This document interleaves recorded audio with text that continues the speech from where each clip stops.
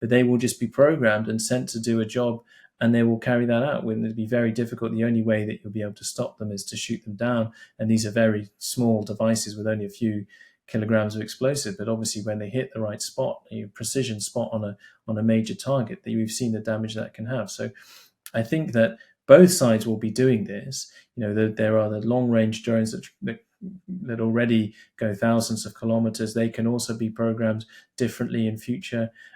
These kind of operations will continue, but they might look a little bit different, but they'll still be as devastating a consequence, I think. And on your latest trip, Maxim, you found out about the way that radio electronic warfare is being developed and adapted to deal with the unmanned aerial vehicle systems. Can you tell me about the work and what you learned about the work of the specialized school you went to and what it does exactly? So 6 years ago, these were farmers and truck drivers, and now they're having to learn how to save their lives and save the lives of their comrades by mastering radioelectronic warfare. This is something that the captain had spent 6 years learning himself, and had to try and impart this in 24 days. And he said it was particularly difficult because people were selected for these courses almost at random. He told me a story about how one soldier had been selected to attend the class based on the fact that he had knocked a Russian drone after a tree with a long stick and presented it to his commander after it didn't explode. And the commander said, "Oh, right, you're going to be our drone expert," and off you go to learn about radioelectronic warfare.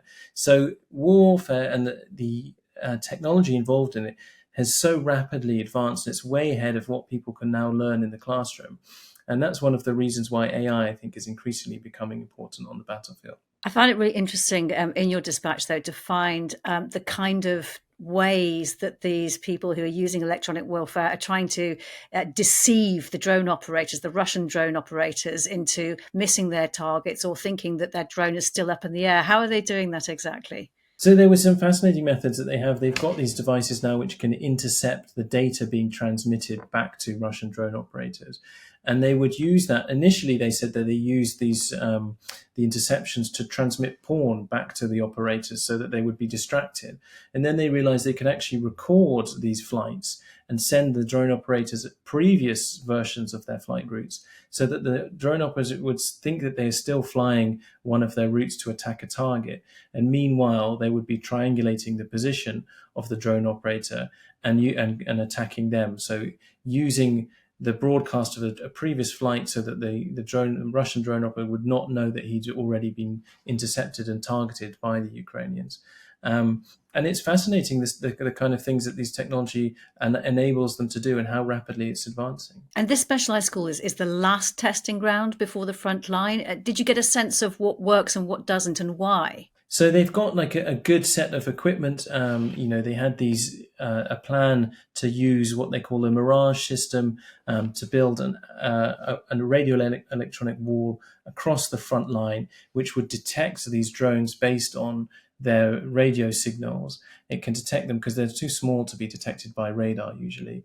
And it can use either a kind of conventional jammer to block the signal, the radio signal, or it could guide a kind of automated turret to shoot them down.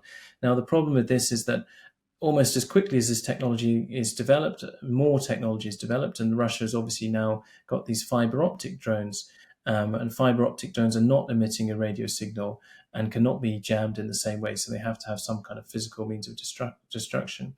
Now, they're still the minority. There are not so many fiber optic drones on the battlefield as there are radio drones. But, as the war goes on, as these devices that intercept and jam signals are going to become more successful, we can expect to see more fiber optics and then a countermeasure to the fiber optics, presumably. Is this school then already working on the next line of defense? So the school is really working what it's have, and it's trying to take lessons back to the manufacturers and the developers to see what are the things that work and what are the things that don't work. It's a testing ground for pilots as well. There are drone pilots learning their craft there. So it's vital for feeding back information to the manufacturers. But the driving force of this is actually, it's not being done necessarily on the front line, but it's really being done in the tech hubs of Ukraine, where there are software engineers coming together from across the country and often in rival companies, but working together to try and formulate solutions to the latest battlefield problems. And they are and a huge advantage to Western military tech companies now, because they are able to go to the battlefield, learn from the soldiers, take those lessons back, test their products, and then bring them back and also produce them at scale for relatively a cheap amount, because the Ukrainians are needing to use so many of them in the battle against Russia. You are a regular visitor to Ukraine for your reporting trips. Can you tell me what your impressions were on this particular visit? How have you seen the country change? So I think it's always remarkable how resilient Ukraine is, and how people manage to go about their business even if no one slept all night, because they've been under air raids and you can hear explosions in the streets outside when you're trying to sleep from midnight till 6 in the morning. People don't rest, but they carry on and they get up as if nothing's happened. And it is astonishing how people do that. I think the mood has soured in recent weeks, with the election of Trump and the kind of expectation that at some point surely Trump is going to see that Putin is playing him, and still he says 2 weeks, I'm giving Putin another 2 weeks to show he's serious about peace.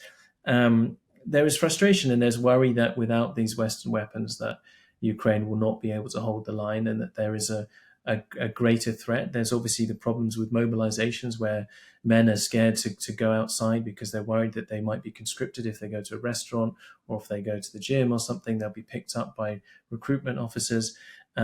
These are real fears, but I think that's why it was so important that we had at the end of last week this Operation Spiderweb, because it suddenly gave people a feeling of hope and possibility, and a feeling that some kind of victories can be scored against the Russians. And I think that's really, really important for morale in Ukraine, particularly at this point in the war, when you see so many hundreds of drones being sent against Ukrainian cities every night, and that has a huge impact on the morale of the civilian population.